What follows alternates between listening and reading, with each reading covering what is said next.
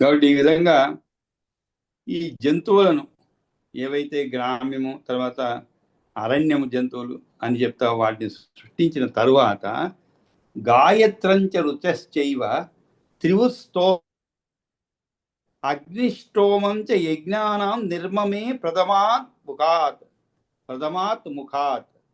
అంటే ప్రథమ అంటే మొదటి, ముఖం అంటే ముఖం నుండి. ఇది బ్రహ్మ ఆ తర్వాత ఏం సృష్టించాడు ఆయన? అంటే ఇక్కడ గాయత్రం అంటే గాయత్ర ఛందం అని అర్థం. అంటే 4 శ్లోకాలతో బ్రహ్మగారి 4 ముఖాల నుండి జరిగినటువంటి సృష్టి చెప్తున్నాడు అన్నమాట. ఇక్కడ గాయత్రం అన్నది ఛందస్సు అనమాట. అంటే రుచ అనగా ఋగ్వేదము, గాయత్రం చ రుచశ్చ ఏవ, రుచశ్చైవ అంటే రుచశ్చ అంటే రుచ అంటే ఇక్కడ ఋగ్వేదము అని అర్థం. ఈ ఋగ్వేదమును తర్వాత త్రివృత స్తోమము అనగా త్రివృత స్తోమం అంటే ఏమిటి? దేవతలను స్తోత్రం చేయడానికి పనికి వచ్చేటువంటి సాధనములైనటువంటి మంత్రముల యొక్క సముదాయం. అంటే ఈ మంత్రముల యొక్క సముదాయం మామూలుగా ఎవరన్నా స్తుతించేందుకు మామూలుగా మనమైతే సొంతంగా కవిత్వాలు రాసుకుంటాం. సరే చివరికి ఎవరన్నా రిటైర్ అయిపోతున్నారు అనుకోండి, వారి పాపం అంతకుముందు మీరు వారి చేతిలో ఎంతగా హింసించబడ్డా కూడా సరే వెళ్ళిపోతున్నాడు ఎందుకులే 4 మాటలు మంచిగా మాట్లాడను కవిత్వం రాసుకుంటాను. ఆ విధంగా పొగడేందుకు కోసము రాసుకునేటువంటి కవిత్వాలు ఉంటాయి కొన్ని, పొగిడేందుకు అనమాట. ముఖస్తుతి అంటాం. అంటే ఏమిటి? ముఖం పైన స్తుతించడం, నిజంగా మనస్పూర్వకంగా కాదు. అంటే మనకి లోపల నుంచి రాదు అది, ఊరికే పెదవుల బయటకు వస్తుంటుంది కానీ లోపల ఏమి ఉండదు మన హృదయంలో.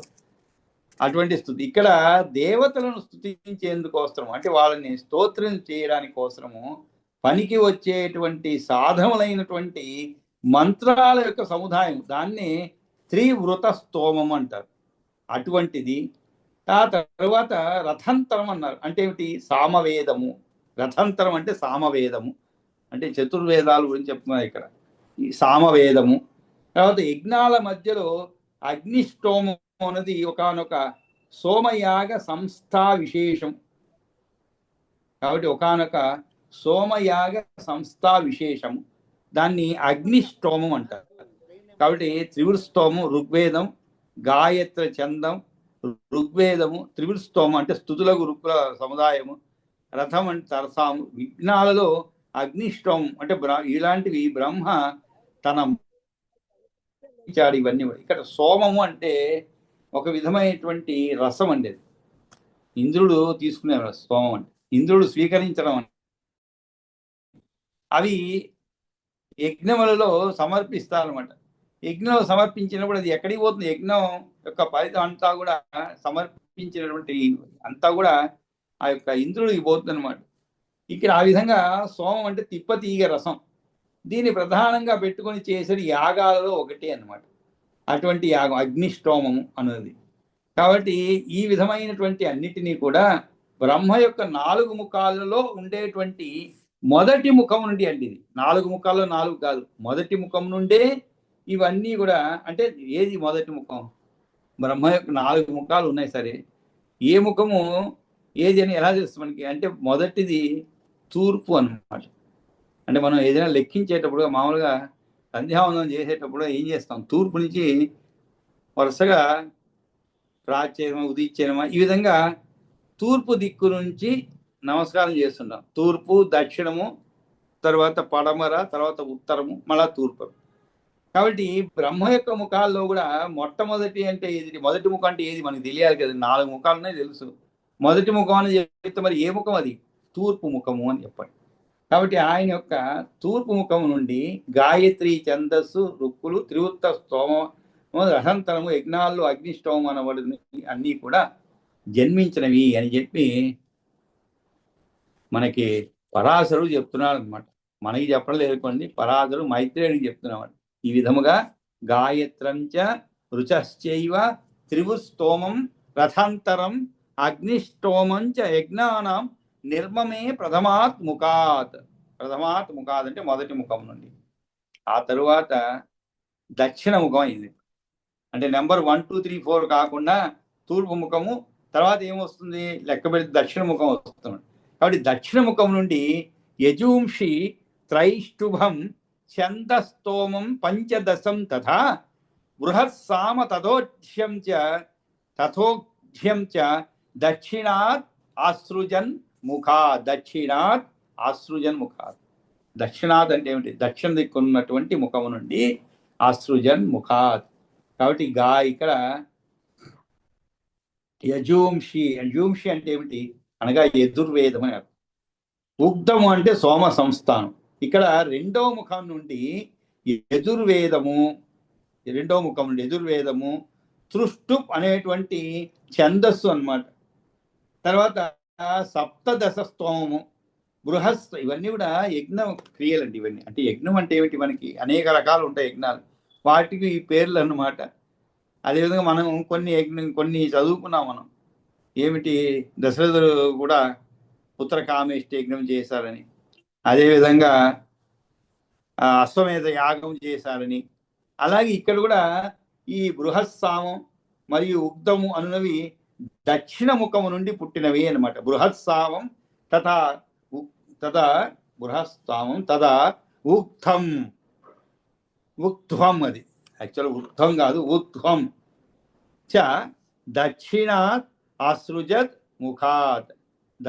అసృజన్ ముఖాత్. కాబట్టి అవన్నీ కూడా దక్షిణ ముఖం నుండి. అసృజన్ అంటే పుట్టినవి, అసృజన్ అంటే పుట్టినవి, ఇవి దక్షిణ ముఖం నుండి. ఆ తర్వాత ఇంకా తూర్పు, దక్షిణము, తర్వాత పడమర ముఖం, మరి అంటే పశ్చిమ ముఖం నుండి. ఈ పశ్చిమ ముఖం నుంచి ఏమి ప్రవర్తింపజేశాడు? సామ. అందుకే మనం వేదాలను కూడా బ్రహ్మ సృష్టించాలని. కాబట్టి ఇక్కడ మనకి ఏ ముఖం నుండి ఏ వేదం వచ్చినది అనే విషయాలు మనకి క్లియర్గా తెలుస్తున్నమాట. కాబట్టి సామాని జగతీ చంద స్తోమం సప్తదశం తథా వైరూపమతిరాత్రంచ పశ్చిమాద్ అసృజన్ ముఖాత్. పశ్చిమాత్ అసృజన్ ముఖాత్ అంటే సామవేదము. సామాని అని చెప్పండి అంటే సామవేదము. జగతీ చందమని అంటే మనకి ఈ ఛందస్సులు ఇవన్నీ కూడా అదొక ప్రత్యేకమైనటువంటి విభాగం అన్నమాట. దాని గురించి తెలుసుకోవాలంటే చాలా ఉంటుంది. కాబట్టి మనకి పేర్లు ఇలా ఉన్నాయని చెప్పుకుంటే చాలా అనమాట. సామవేదము, జగతీ చందమని, తర్వాత సప్తదశ స్తోమాలు అంటే మంత్రములు. సప్తదశ స్తోమములు అంటే సామవేదము, సామవైరూపము, అతిరాత్రము, సోమ సంస్థము, సామాని ఇది అన్నారు. ఇది సప్తదశం తథా వైరూపం అతిరాత్రంచ అంటే వైరూప సామము. అతిరాత్రం అంటే యజ్ఞాలలో అతిరాత్రం అనేది ఒక యజ్ఞం అన్నమాట. ఇవన్నీ కూడా బ్రహ్మ తన పశ్చిమ ముఖం నుండి ప్రవర్తింపజేశాడు. పశ్చిమాత్ అసృజన్ ముఖాత్. ఇంకా ఆ తర్వాత మళ్ళా ఉత్తర ముఖానికి వద్దాం అనమాట. కాబట్టి తూర్పు, తర్వాత దక్షిణము, తర్వాత పశ్చిమము, ఇంకా మిగిలింది ఉత్తర దిక్కు అనమాట. ఏకవింశత్ అథర్వాణం ఆప్తోర్యామాణమేవ చ అనుష్ఠుభం స వైరాజం ఉత్తరాత్ అసృజత్ ముఖాత్. కాబట్టి ఇక్కడ ఏకవింశమితి అంటే ఏమిటి? ఏకవింశతి అంటే ఏకవింశం అనబడు స్తోమము అంటే అథర్వాణం అనగా అథర్వ వేదము. వింశత్ అంటే 20, ఏకవింశత్ అంటే 21 అనమాట. కాబట్టి ఏకవింశత్ అథర్వాణ అంటే ఏకవింశం అనేటువంటి స్తోమం అన్నమాట. అది కూడా అది తర్వాత అథర్వాణం అంటే అథర్వ వేదము. ఏకవింశత్ అథర్వాణం ఆప్తోర్యామం అంటే ఆప్తోర్యామం అనేటువంటిది ఒక సోమ సంస్థ. అది కూడా అంటే ఇవన్నీ కూడా ఒక విధమైన యజ్ఞం అన్నమాట. ఇవన్నీ అంతేకాదు అనుష్ఠుభం అంటే అనుష్ఠ ఛందస్సు. వైరాజం అన్నది మళ్ళా సామం అన్నమాట. ఇక్కడ వైరాజం ఉత్తరాత్ అసృజత్ ముఖాత్. ఉత్తరాత్ అంటే ఉత్తర దిక్కు ఉన్నటువంటి ముఖము నుండి సృష్టించబడినవి. కాబట్టి ఈ విధంగా మొదటేమో ఆయన యొక్క పశువులు, తర్వాత మిగిలినటువంటి జంతువులు, వాటిని పక్షులు, మనుషులు, దేవతలు, ఈ గణాలన్నీ కూడా సృష్టించడం గురించి చెప్పుకున్నాం. ఆ తరువాత గాయత్రంచ రుచశ్చైవ త్రివుస్తోమం రథంతరం అగ్నిష్టోమంచ యజ్ఞానాం నిర్మమే ప్రథమాన్ముఖాత్ యజూంషి త్రైష్ఠుభం ఛందస్తోమం పంచదశం తథా బృహస్సామ తదోక్త్వం చ దక్షిణాత్ అసృజన్ముఖాత్ సామాని జగతీ చంద స్తోమం సప్తదశం తథా వైరూపమతిరాత్రం చ పశ్చిమాద్ అసృజన్ముఖాత్ ఏకవింశమథర్వాణాం ఆప్తోర్యమాణామేవ చ అనుష్ఠవం స వైరాజం ఉత్తరాద్ ఆసృజన్ ముఖాత్. కాబట్టి ఇవి ఆయన యొక్క 4 ముఖముల నుండి కూడా సృష్టించబడినటువంటి అన్నమాట వేదములు. వాటి గురించి ఇక్కడ తెలుసుకున్నాం ఈ 4 శ్లోకాల్లో. ఆ తరువాత ఇంకా కూడా ఉచ్ఛావచాని భూతాని గాత్రేభ్యస్తస్య జగ్నిరే దేవాసన పితృం సృష్ట్వా మనుష్యాంచ ప్రజాపతి. కాబట్టి ఈ విధంగా ఆయన ఉత్కృష్ట నికృష్ట అంటే ఉచ్చ నీచ అని అర్థం అండి. ఉత్కృష్ట అంటే ఏమిటి? ఉచ్చమైనటువంటి. నికృష్టమైనటువంటి, అది కూడా మనం ఈ నికృష్టం కూడా తెలుగులో చాలా ఉపయోగించబడేటువంటి పదం అనమాట. నికృష్ట జీవితం అంటుంటాం, ఏరా నికృష్టుడు అంటుంటాం. అంటే అర్థం తెలుసో తెలియదు మనకి. నికృష్టుడు అంటే ఏమిటి? నీచుడు అని అర్థం. కాబట్టి ఉత్కృష్ట నికృష్ట ఉచ్చ అవచాని చ భూతాని గాత్రేభ్య తస్య జగ్నిరే. గాత్రేభ్య, గాత్రం అంటే శరీరం అని అర్థం అండి. గాత్రేభ్య తస్య అంటే ఆయన యొక్క అవయవాల నుండి జరిగినది. కాబట్టి ఉచ్ఛావచ అంటే సృష్టింపబడినటువంటి భూతములు అన్నిటి యొక్క కర్మలు స్వభావముల వాటిని చెప్పదలుచుకొని ముందు చెప్పినటువంటిది అయినటువంటి సృష్టి ప్రపంచాన్ని గురించి తిరిగి వివరిస్తున్నామట. ఏమని? ఉచ్ఛావచాని అనేటువంటి శ్లోకంలో. కాబట్టి ఉచ్ఛావచ అంటే గొప్పవి మరియు తక్కువవి అయినటువంటి, అంటే దేవ అసురాదులు అని అర్థం. అంటే దేవతలు రాక్షసులు అంట. ఉచ్ఛావచాని భూతాని గాత్రేభ్య తస్య జగ్నిరే దేవాసర పితృన్ సృష్ట్వా మనుష్యాంచ ప్రజాపతి. కాబట్టి ఈ విధంగా ఎక్కడి నుంచి సృష్టి జరగబడి ఇవంతా కూడా ఆ బ్రహ్మ యొక్క వేరువేరు శరీర భాగాల నుండి తతః పునః ససర్జాదౌ సకల్పశ్చ పితామహ యక్షాన్ పిశాచాన్ గంధర్వాన్ తథైవ అప్సరసాం గణాన్. అటు పిమ్మట మళ్ళీ పితామహుడు కల్పాదిలోనే యక్షులను, పిశాచులను, గంధర్వులను, అప్సరోగణాలను సృష్టించారనమాట. ఆ విధంగా బ్రహ్మ యొక్క సృష్టి జరిగిందనమాట. తరువాత తతః పునః ససర్జ ఆదౌ సకల్పస్య పితామహ యక్షాన్ పిశాచాన్ గంధర్వాన్ తథైవ అప్సరసాన్ గణాన్. అంతేకాకుండా నర కిన్నర రక్షాంసి వయః పశు మృగ ఊరగాన్ అవ్యయం చ వ్యయం చైవ యదిదం స్థాను జంగమం. అవ్యయం చ వ్యయం. అవ్యయం అంటే ఏమిటి?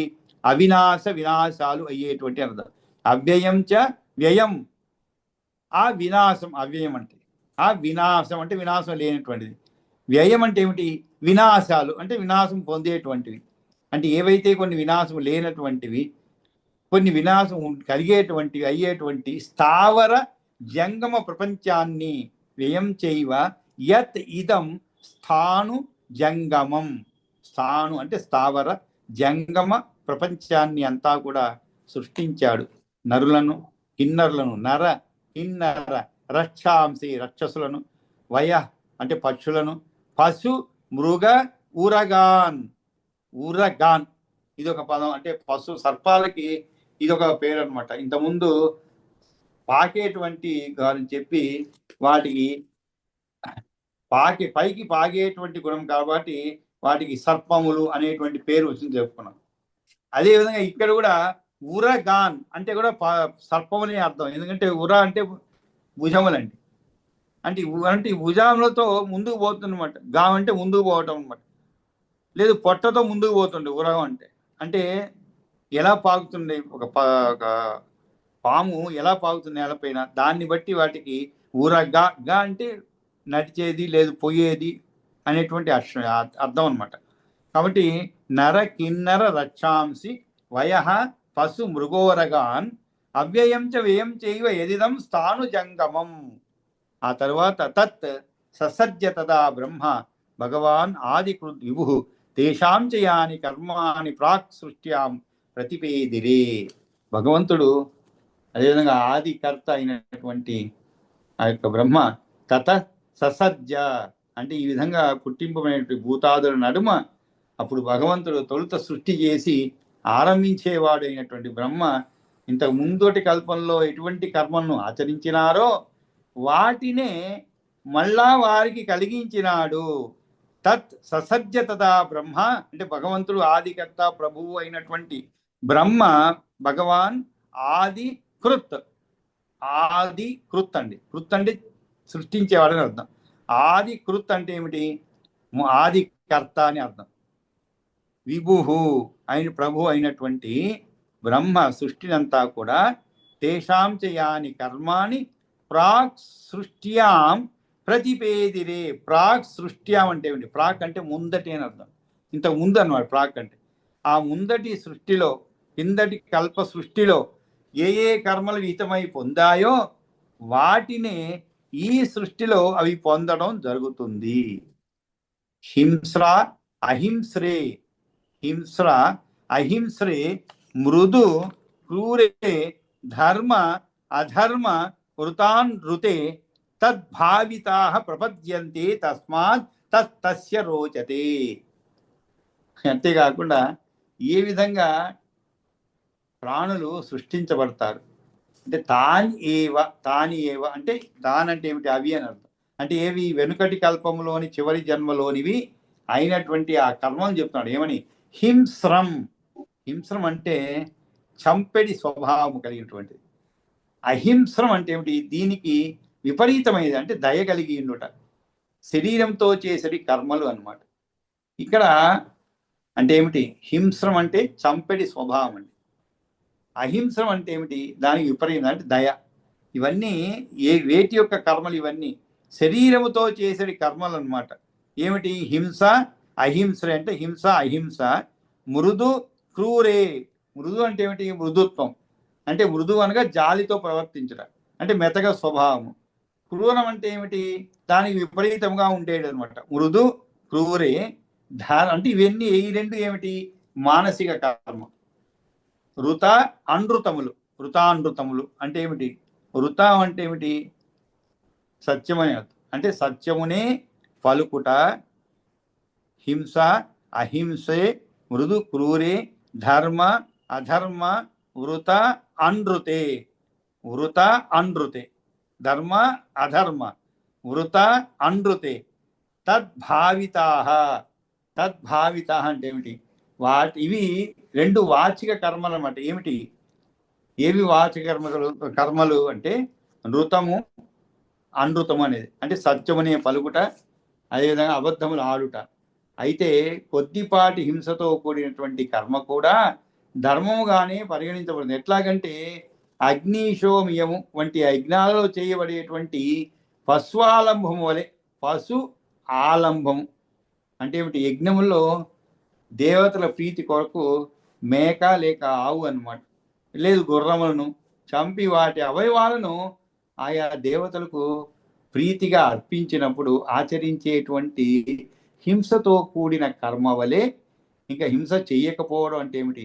అహింసగా కనిపించుతూ ఉన్నప్పటికీ ఇతరులు ఇల్లాండ్రతో పొందుకూడుట, ఇతరుల ఇల్లాండ్రతో, ఇందులో శారీరకమైనటువంటి హింస అంతగా లేకపోయినా కూడా సుదీర్ఘ కాలం వరకు స్త్రీ పురుషులో మానసిక వేదన కనిపిస్తుంది అనమాట. కాబట్టి ఇది బాహాటమైనటువంటి అధర్మమే. అంటే మనం కొన్నిటిని అది హింసగా పరిగణించవలసిన అవసరం లేదు, కొన్నిటిని మనం అహింస అనుకుంటాము కానీ అది ఒక రకమైనటువంటి హింసయే. ఉదాహరణకి మనం మాటలతో ఇతరులని హింసిస్తూ ఉంటాం, చాలా మందికి అది అలవాటు. అది కూడా ఒక విధమైనటువంటి హింసే. కానీ మనం హింస అంటే ఏమిటి? ఏదైనా జంతువులను వధించడం, లేదు మనుషులను చంపడం, దీన్నే ఒక ప్రాణిని చంపడమే ఒక హింసగా పరిగణిస్తాం అన్నమాట. కానీ ఇక్కడ అలాంటివంటిదే కాదన్నమాట.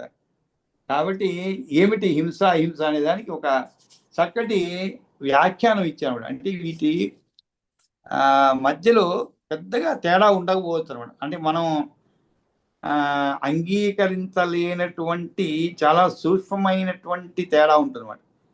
కాబట్టి ఈ వ్యాఖ్యానం చదువుకున్నప్పుడు మనం నిజంగా ఎంత హింస చేస్తున్నామో, మనం ఏదైతే అహింస అనుకుంటున్నామో అది నిజంగా హింస అనమాట. అది ఎలా చేస్తున్నాం అనే దానికి ఈ కొన్ని ఉదాహరణతో చెప్పబడింది అనమాట. అంటే ఇక్కడ ఉదాహరణకి శరీరంతో చేసేటువంటివి కర్మలు ఏవి అవి? చంపెడి స్వభావం, హింస్రం, అహింస్రం అంటే విపరీతమైన దయ కలిగి ఉండటం. ఇది శరీరంతో చేసేటువంటి కర్మలు అనమాట. తర్వాత మృదువుగా అంటే జాలితో ప్రవర్తించడం, మెతక స్వభావము. క్రూరం అంటే ఏమిటి? దానికి విపరీతంగా ఉండేది అనమాట. ఇవి రెండు కూడా మానసిక కర్మలు. ఆ తర్వాత నృత అనృతములు అనమాట. అంటే సత్యమునే పలకటం, అబద్ధములు ఆడటం అనమాట.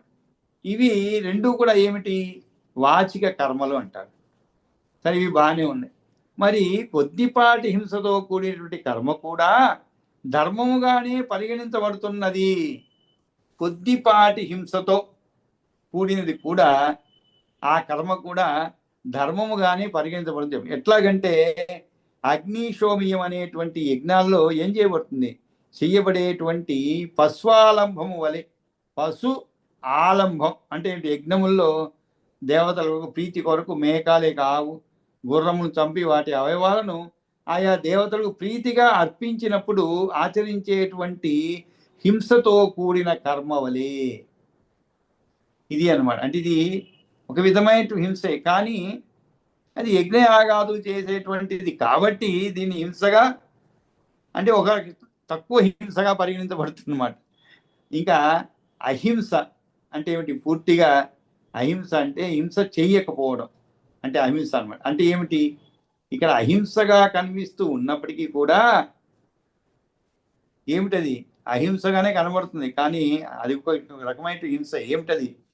ఇతరుల ఇల్లాండ్రతో పొందుకూడుట.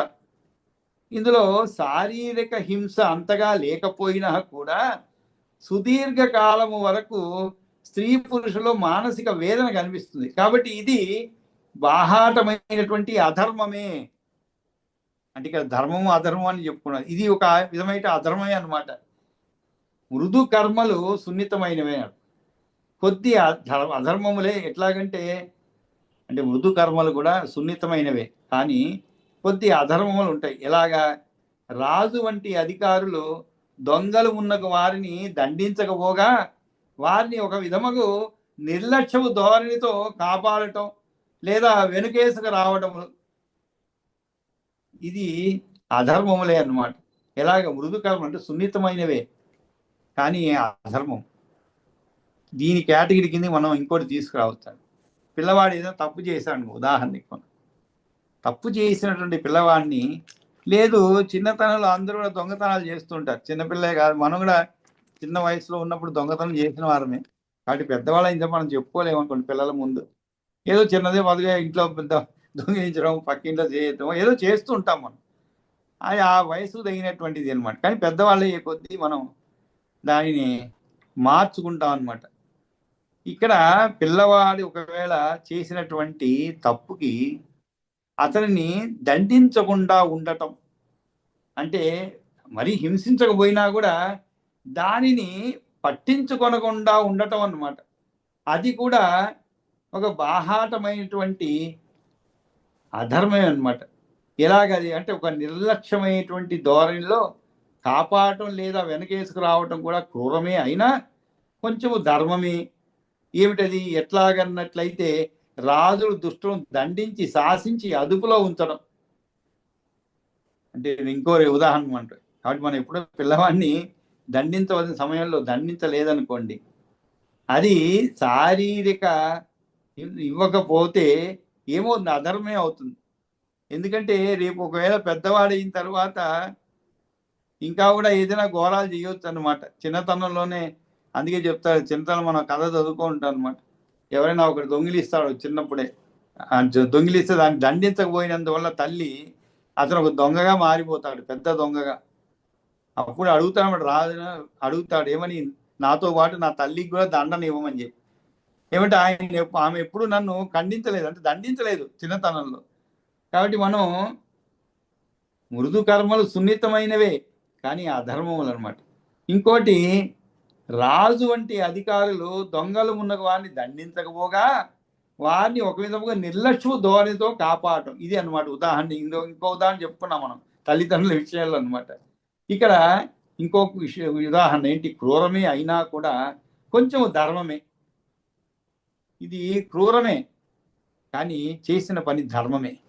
అది ఏమిటి ఉదాహరణ, రాజులు దుష్టులను దండించి శాసించి అదుపులో ఉంచడం అనమాట. అలాంటిది ఇక్కడ క్రూరమే, తప్పే, అది తప్పు కాదు, క్రూరమే. ఎందుకంటే రాజులు దండించలేని దుష్టుల్ని, ఏమవుతుంది, ఆ రాజు యొక్క అధికారము ప్రజలపైన తగ్గింది అనుకో, పట్టు తగ్గిపోతుంది అనమాట. ఒక అరాచకం ఏర్పడుతుంది రాజ్యంలో. కాబట్టి ఇది ఏమవుతుంది, చివరికి ఎక్కడ లేనటువంటి అరాచకత్వాలన్నీ ప్రబలుతాయి అనమాట. కాబట్టి రాజులు దండించాలి. ఇది ఒక విధమైనటువంటి క్రూరమైనా కూడా కొంచెం ధర్మమే అనమాట. క్రూరమే కానీ ధర్మమే.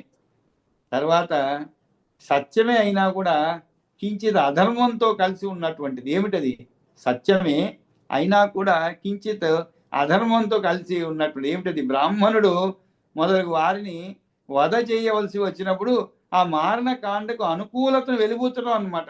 అంటే ఎట్టి పరిస్థితిలో కూడా బ్రాహ్మణునికి మరణ శిక్ష వెయ్యకూడదు అనేది శాస్త్రం.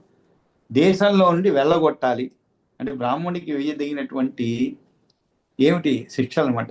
ఇది మనకి ఉదాహరణకి వాల్మీకి రామాయణంలో మనం చదువుకున్నాం. ఎప్పుడైతే హనుమంతుని పట్టుకొస్తారో, హనుమంతుడు మొత్తం అశోకవనాన్ని అంతా కూడా చాలా ధ్వంసం చేస్తున్నాడని చెప్పి పట్టుకుపోతాడు అనమాట. అప్పుడు అతనికి ఎటువంటి దండన ఇవ్వాలి అనేటువంటి దాని గురించి ఒక పెద్ద చర్చ జరుగుతుందన్నమాట. అప్పుడు మరణదండన విధిస్తాడు రావణాసుడు. కానీ విభీషణుడు చెప్తాడనమాట, ఎక్కడ కూడా దూతగా వచ్చిన వాడికి అటువంటి మరణదండన విధించకూడదు, శాస్త్ర సమ్మతము కాదు అని చెప్పి.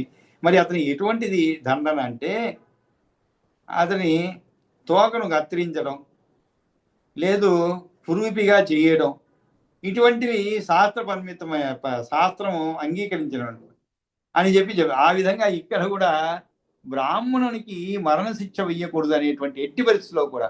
కానీ మరి ఏం శిక్ష వెయ్యొచ్చు, దేశంలో నుండి వెళ్ళగొట్టాలి, ఒంటి మీద కాల్చి గుర్తులు పెట్టాలి, లేదా మందలించి వదిలిపెట్టాలి. సంపన్నుడైతే అతని ఆస్తిపాసు స్వాధీనం చేసుకోవాలి, కానీ మరణ శిక్ష విధించకూడదని ధర్మశాస్త్రం చెప్తుంది అనమాట.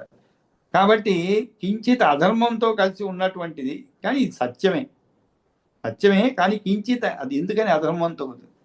ఇప్పుడు ఒకే ఎలా ఉంది చూడండి, ఒకే తప్పు చేసినప్పుడు, ఒక విధమైన తప్పు చేసినప్పుడు, ఒక విధమైన దుష్టకార్యం చేసినప్పుడు శిక్ష కులము మతము ఇవన్నీ కాకుండా సమానంగా ఉండాలి శిక్ష. ఇప్పుడు మనం కూడా మన దేశంలో ఎవరైనా తప్పు చేస్తే, దొంగ పట్టుకున్నాం అనుకోండి, వాడిని ఎవరిని ముందు అడగరు పోలీసులు, అంటే ఆ తరువాత వివక్ష చూపెడతారు, అది వేరే విషయం అనుకోండి. అస్మదీయులు తస్మదీయులు అంటారు. కానీ ముందుగా మీరు ఎఫ్ఐఆర్ లాంచ్ చేసినప్పుడు దాంట్లో అవన్నీ రాయరు, ఏ కులం వాడు, బ్రాహ్మణుడు అబ్రాహ్మణుడు ఇవన్నీ రాయరు అనమాట. అవసరం లేనటువంటి దొంగతనం చేశాడు వాడు, బ్రాహ్మణుడు అయినా ఒకటే, చూద్దాం ఎవరైనా సరే దానికి తగినట్టు శిక్ష ఉంటుందన్నమాట. అది అందరికీ సమానం. కానీ ఇక్కడ బ్రాహ్మణుడికి మరణ శిక్ష విధించకూడదు అనేటువంటిది ఒక శాస్త్రం అనమాట. కాబట్టి ఏమవుతుంది ఇక్కడ, సత్యమే అయినా కూడా కించిత్ అధర్మంతో కలిసి ఉన్నటువంటిది అనమాట. ఏమిటి, బ్రాహ్మణుడు మొదలగు వారికి వధ చేయవలసిన వచ్చినప్పుడు ఆ మరణకాండకు అనుకూలతను వెలిబుచ్చడం, అంతేకాదు ఎట్టి పరిస్థితుల్లో కూడా బ్రాహ్మణునికి మరణశిక్ష వేయకూడదు అనేటువంటిది. ఇవన్నీ కూడా ఇంకొన్ని అబద్ధమే అయినా కూడా బ్రాహ్మణుడు గోవులు, స్త్రీలు, పిల్లలు మొదలగు వారిని కాపాడటం ధర్మమే. కాబట్టి ధర్మాధర్మములని 2 చొప్పున పదాలుగా విడదీసి చెప్పడం జరిగింది. ఆ తర్వాత తద్భావితులు అని చెప్పబడింది. కాబట్టి హింస అహింస్రే మృదు క్రూరే ధర్మ అధర్మ వృత అనృతే తద్భావితా ప్రపద్యంతే అన్నారు. తద్భావిత అంటే ఏమిటి, ముందు చెప్పినటువంటి హింస అహింసలు, మృదు క్రూరములు, సత్య అనృతములు మొదలైన వానితో వాసితులు అంటే కూడి ఉన్నవారు. అంటే ప్రళయకాలంలో జీవులతో పాటు వారి యొక్క సుకృత దుష్కృత కర్మలు స్వభావాలు వారి మనస్సులో కలిసి ఉంటవి. కాబట్టి ఈ విధంగా తద్భావితా ప్రపద్యంతే అంటే ఏమిటి?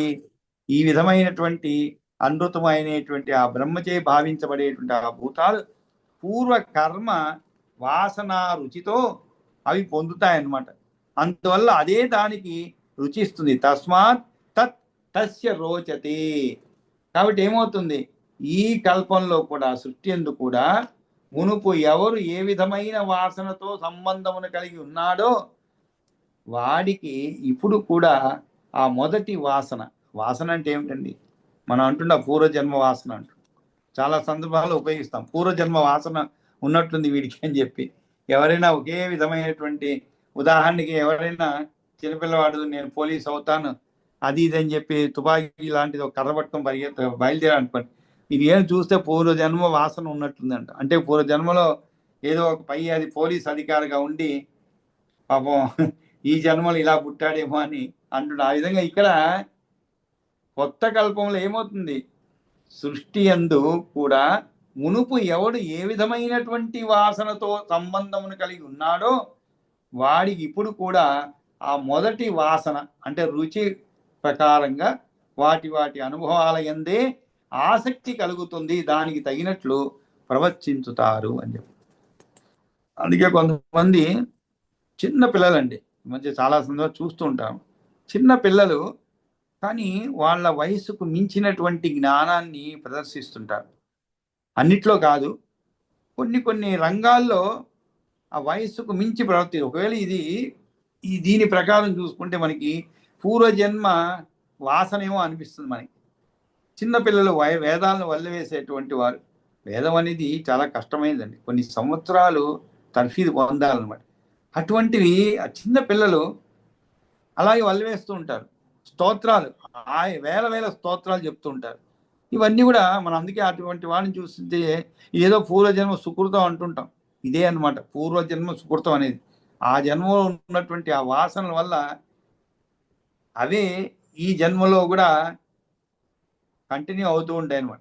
కాబట్టి ఈ విధంగా హింస్రా అహింస్రే మృదు క్రూరే ధర్మ అధర్మ వృత రుత అనృతే తద్భావిత ప్రపద్యంతే తస్మాత్ తచ్చ రోచతే ఇంద్రియార్థేషు. కాబట్టి ఈ విధంగా ఆ గత జన్మల అనుభవాలను అనుసరించియే ఇప్పుడు ఈ జన్మలో మళ్ళీ అటువంటి స్వభావాలను పొందిన వారు అవుతారు. ఎన్నిసార్లు పుట్టింపబడినా కూడా ఈ వరుసనే మళ్ళీ కొనసాగుతుంటుంది. అవి ఏవి అన్నట్లయితే హింస అహింసలు, మృదుత్వం క్రూరత్వం, ధర్మాధర్మములు, సత్య అసత్యములు ప్రళయకాలంలో వీటితో పాటే కలిసి సహవాసం చేసి ఉన్నారు. కాబట్టి ఇప్పుడు అవే వారికి రుచిని పుట్టిస్తవి. ఆ అనుభవం కోసం ప్రయత్నిస్తారు. పుణ్యాత్ములు, పాపాత్ములు, క్రూరులు, జాలి గలవారును అవుతారు. ఆ తర్వాత ఇంద్రియార్థేషు భూతేషు శరీరేషు స ప్రభు నానాత్వం వినియోగంచ దాతైవ వ్యసృజత్ స్వయం. ఇంద్రియ అర్థేషు, ఇంద్రియ అంటే ఏమిటి? ఇక్కడ ఈ తీరుగా ఆయా జీవుల యొక్క వాసన అనుకూలంగానే ఇంద్రియాదుల చేత గ్రహింపబడి అనుభవింపేటువంటి విషయాల్లో వైవిధ్యం ఏర్పడుతుంది అన్నమాట. అంటే ఏమిటి? అమృతం అనేది దేవతలకు, కాబట్టి ఆయా జీవుల యొక్క వాసనలకు అనుకూలంగానే. ఇది కూడా ఇంకొక విషయం కూడా మనం ఈ సృష్టి మన జన్మలో కూడా మనం చూడవచ్చు. కొంతమందికి పుట్టినప్పటి నుంచి కూడా కారం ఎక్కువ తింటుంటారు. కొంతమంది అసలు వయసు వస్తే కూడా 20 సంవత్సరాలు అవుతుంది, అయినా కూడా వయసుతో పాటు ఆ శక్తి అంటే కారము వీటిని ఆ రుచిని ఆస్వాదించేటువంటి శక్తి ఉండదు వాళ్ళకి. కొద్దిగా కారం అయితేనే కళ్ళ నుంచి నీళ్లు వస్తుంటుంది. ఒకవేళ ఇది కూడా పూర్వజన్మ నుంచి వచ్చినటువంటి వాసనయేమో. ఎందుకంటే ఆయా జీవుల యొక్క వాసనలకు అనుకూలంగానే ఇంద్రియాల చేత కూడా గ్రహింపబడి అనుభవింపబడే విషయాల్లో వైవిధ్యం ఏర్పడుతుంది. అంతే కదండి, మన మనసుకి ఏది రుచిస్తుందో దానికి అనుగుణంగానే మన అలవాట్లు మారుతూ ఉంటుందన్నమాట. ఒకరికి గుర్రపు స్వారీ చాలా ఇష్టం అనుకోండి, అలాంటి వాడికి అంటే పూర్వజన్మ వాసన అయి ఉండొచ్చు. అలా ఇప్పుడు పుట్టినవాడు పూర్వజన్మ వాసన వల్ల పోయిన జన్మలో ఏదో రాజుగాను ఉండి గుర్రపు స్వారీలు చేశాడు అనుకోండి, ఆ వాసన ఇంకా వస్తుంది అనమాట. వెంటనే అతనికి కూడా దీనిపైన ఎక్కడ లేనటువంటి మక్కువ ఏర్పడుతుంది, గుర్రపు స్వారీ పైన. ఆ విధంగా ఆహార విషయాల్లో కూడా అమృతము ఏమిటి దేవతలకు, అన్నం అనేది మానవులకు, ఫలము అనేది పక్షులు కోతులు, గడ్డిలు అనేది పశువులకు ఎందు భోగ్యత రుచి ఏర్పడుతుంది. మనం గడ్డి తినలేమండి, గడ్డి తింటే మనకి రుచించదన్నమాట. మరి ఎందుకని ఇంద్రియార్థాలైన శబ్దాది విషయాల్లో కూడా ప్రాణుల్లో శరీరాల్లో వాటి కర్తవ్యాల్లో ఆ ప్రభువైన బ్రహ్మ నానాత్వాన్ని వాటి వాటి కర్మానుగుణంగానే సృష్టించాడు. నానాత్వం అంటే ఏమిటి? అనేక విధములైనటువంటి అర్థం. అందరూ సృష్టిలో ఉన్నాము. ఈ మానవులుగా ఉన్న వాళ్ళందరికీ కూడా ఒకే విధమైనటువంటి రుచులు ఉండవండి. ఒకటి కారం అంటే ఎక్కువ ఇష్టం ఉంటుంది, ఒకటికి తీపి అంటే ఎక్కువ ఇష్టం ఉంటుంది. అదేవిధంగా మనుషులందరూ కూడా ఎవరు గడ్డిని రుచించి తిని సంతోషించే వాళ్ళు ఉండరు, రుచించరు. కానీ కొంతమంది అక్కడెక్కడో ఒకరు ఇద్దరు పుడతారండి. ఈ మధ్యలో చూశాను, వాళ్ళకి ట్యూబ్ లైట్లు తింటారంట, ఆహారంగా ట్యూబ్ లైట్లు తిని బతుకుతున్నారు. మరి ఎలా బతుకుతారు? అది కూడా ఒకవేళ పూర్వజన్మ వాసన ఏమో తెలియదు మరి. కాబట్టి ఆ విధంగా ఈ వైవిధ్యం అనేది కూడా ఆ కర్తవ్యాల్లో వైవిధ్యం కూడా ఈ ఇంద్రియార్థాలైన శబ్దాది విషయాల్లో ప్రాణుల్లో శరీరాల్లో వాటి కర్తవ్యాల్లో ఆ ప్రభువైన బ్రహ్మ నానాత్వాన్ని వాటి వాటి కర్మానుగుణంగానే సృష్టించాడు అనమాట. కాబట్టి ఈ విధంగా నానాత్వం అంటే ఏదనగా జలచరములు, స్థలచరం అంటే నేలపై ఉండేటివి, ఇవి భూతములందు నానాత్వం అనమాట. మొదలు విభాగాలు. శరీరాల్లో నానాత్వం అంటే ఏమిటి? పలు రూపాలు, అంటే 2 కాళ్ళు లేక 4 కాళ్ళు కలిగి ఉండటం. అట్లాగే వాటిని నిత్య జీవితంలో వాడుకోవటం కూడా. దీన్ని బట్టి జీవుల్లో భేదమును ఏర్పరచాలని తలుచుకొని వారి వారి కర్మల్లోని ఎత్తుదత్తును బట్టి బ్రహ్మ స్వయంగా సృష్టి గావించాడు. అంటే మనకి అప్పుడప్పుడు కొన్ని ప్రశ్నలు ఉద్భవిస్తూ ఉంటాయి. బ్రహ్మ సృష్టిలో ఇంత వైవిధ్యం ఎందుకు? అందరినీ ఒకేలా సృష్టించవచ్చు కదా. లేదు, సృష్టించిన వాడు మనుషులను అందరినీ ఒకే విధంగా ఉండొచ్చు కదా. అందరినీ కూడా ఓ చక్కటి అందగాళ్ళుగా సృష్టించవచ్చు కదా. కొంతమందిని రంగులో వేరు వేరు రంగులు, లేదు వేరు వేరు రూపాలు, కొంతమంది అనాకాలుగా, అనాకాలంటే కొంత రూపం తగ్గినటువంటి వారుగా ఎందుకు సృష్టించాలి అంటే దానికి ఇది ఒక సమాధానం అన్నమాట. ఏమిటి? ఆయా జీవుల యొక్క వాసనలకు అనుగుణంగానే ఇంద్రియాల చేత గ్రహింపబడి అనుభవింపబడే విషయాల్లో వైవిధ్యం ఏర్పడుతుంది అనమాట. అందుకనే అమృతము అంటే దేవతలకు, అన్నం అనేది మానవులకు, ఫలం అనేది పక్షులు కోతులు గడ్డిలు, అంటే గడ్డిలు వచ్చి పశువులకు ఎందు, ఈ గడ్డిల ఎందు భోగ్యత రుచి ఏర్పడుతుంది అనమాట. ఇక భూతాల్లో కూడా నానాత్వం ఇక్కడ చెప్పాడు అనమాట. నానాత్వం వినియోగం చ దాతైవ వ్యసృజత్ స్వయం, ధాతైవ వ్యసృజ. ఇక నానాత్వం అంటే ఏమిటి? భూతముల ఎందు నానాత్వం అంటే జలచరములు, స్థలచరములు అంటే నేలపై ఉండేవి మొదలగు విభాగాలు అనమాట. మరి శరీరాల్లో నానాత్వం అంటే ఏమిటి? పలు రకాలు. నానాత్వం అంటే పలు రకాలు. ఏమిటవి? 2 కాళ్ళు లేక 4 కాళ్ళు కలిగి ఉండేటువంటి. మరి మనకేమో 2 కాళ్ళు ఇచ్చారు, పశువులకేమో 4 కాళ్ళు ఇచ్చారు అనమాట. మనకెందుకు 2 ఇచ్చారు మరి? కలిగి ఉండటం. అట్లాగే వాటిని అంటే శరీరాలను నిత్య జీవితంలో వాడుకోవటం కూడా అన్నమాట. కాబట్టి వాటి శరీరాలు కూడా ఎలా వాడుకుంటాయి? 2 కాళ్ళు ఉంటే రెండు కాళ్ళపైన మనం నిలబడుతున్నాం. మనకి 2 చేతులు కింద పెట్టుకుంటే మనం కూడా పశువుల్లాగా 4 కాళ్ళలాగానే ఉంటుంది అనమాట. కానీ అలా మన నిత్య జీవితంలో వాడుకోవటం లేదు. దీన్ని బట్టి జీవుల్లో భేదం ఏర్పరచాలి అని తలుచుకొని వారి వారి కర్మల్లోని హెచ్చుతగ్గును బట్టి బ్రహ్మ స్వయంగా సృష్టిని కావించాడనమాట. నామరూపంచ భూతానాం కృత్యానాం చ ప్రపంచనం వేద శబ్దేధ్య ఏవాదో దేవాదీనాం చ చకార సహా. కాబట్టి ఆ ప్రాణుల యొక్క నామరూపాలను వాటి వాటి కర్తవ్య వివరణ, దేవాదుల